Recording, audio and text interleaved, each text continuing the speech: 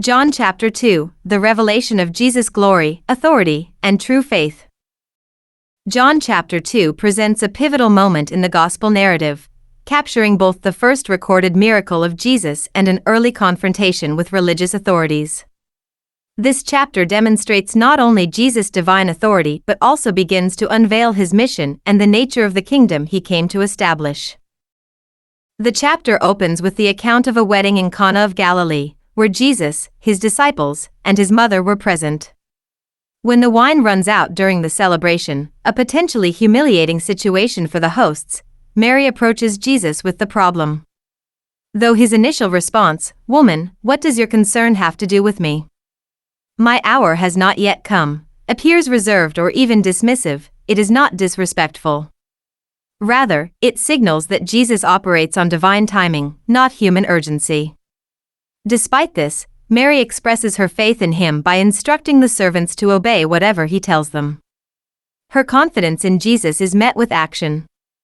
Jesus instructs the servants to fill 6 large stone water jars, used for Jewish purification rituals, with water, which he then miraculously transforms into wine.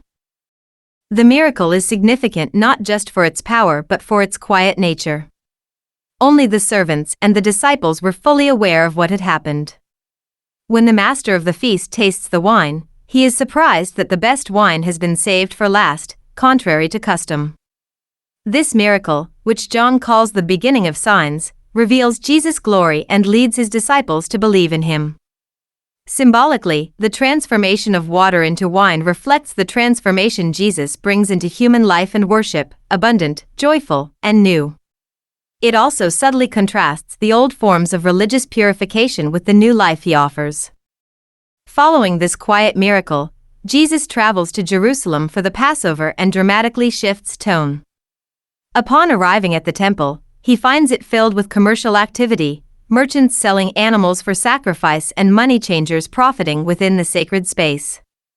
Jesus fashions a whip of cords and forcefully drives them out, overturning tables and condemning the misuse of his Father's house. His actions shock the religious authorities and evoke the prophetic words of Psalm 69 verse 9, "Zeal for your house has eaten me up."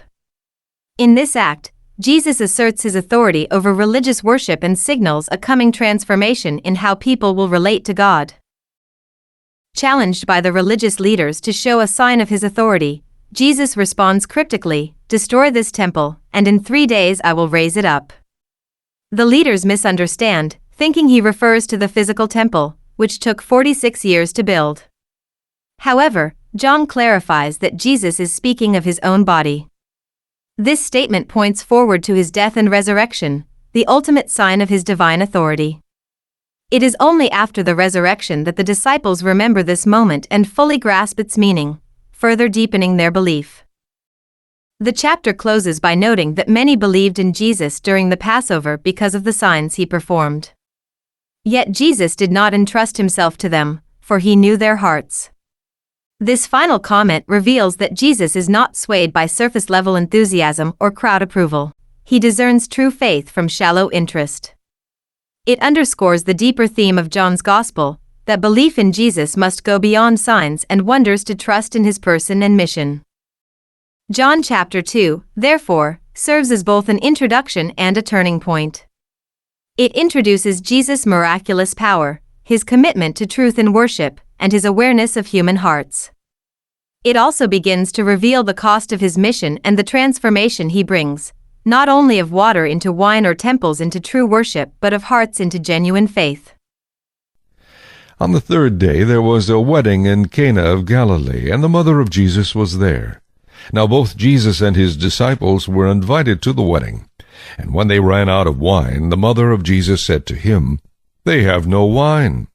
Jesus said to her, "Woman, what does your concern have to do with me? My hour has not yet come." His mother said to the servants, "Whatever he says to you, do it." Now there were set there 6 water pots of stone, according to the manner of purification of the Jews, containing 20 or 30 gallons apiece. Jesus said to them, "Fill the water pots with water." And they filled them up to the brim. And he said to them, "Draw some out now, and take it to the master of the feast." And they took it. When the master of the feast had tasted the water that was made wine, and did not know where it came from, but the servants who had drawn the water knew, the master of the feast called the bridegroom. And he said to him, Every man at the beginning sets out the good wine, and when the guests have well drunk, then the inferior. You have kept the good wine until now. This beginning of signs Jesus did in Cana of Galilee, and manifested his glory, and his disciples believed in him. After this he went down to Capernaum, he, his mother, his brothers, and his disciples, and they did not stay there many days. Now the Passover of the Jews was at hand, and Jesus went up to Jerusalem. And he found in the temple those who sold oxen and sheep and doves, and the money changers doing business. When he had made a whip of cords, he drove them all out of the temple with the sheep and the oxen, and poured out the changers' money, and overturned the tables. And he said to those who sold doves, Take these things away. Do not make my Father's house a house of merchandise. Then his disciples remembered that it was written, Zeal for your house has eaten me up. So the Jews answered and said to him, What sign do you show to us, since you do these things? Jesus answered and said to them, Destroy this temple, and in 3 days I will raise it up. Then the Jews said, It has taken 46 years to build this temple, and will you raise it up in 3 days? But he was speaking of the temple of his body. Therefore, when he had risen from the dead, his disciples remembered that he had said this to them, and they believed the Scripture and the word which Jesus had said. Now when he was in Jerusalem at the Passover, during the feast, many believed in his name when they saw the signs which he did. But Jesus did not commit himself to them, because he knew all men, and had no need that anyone should testify of man, for he knew what was in man.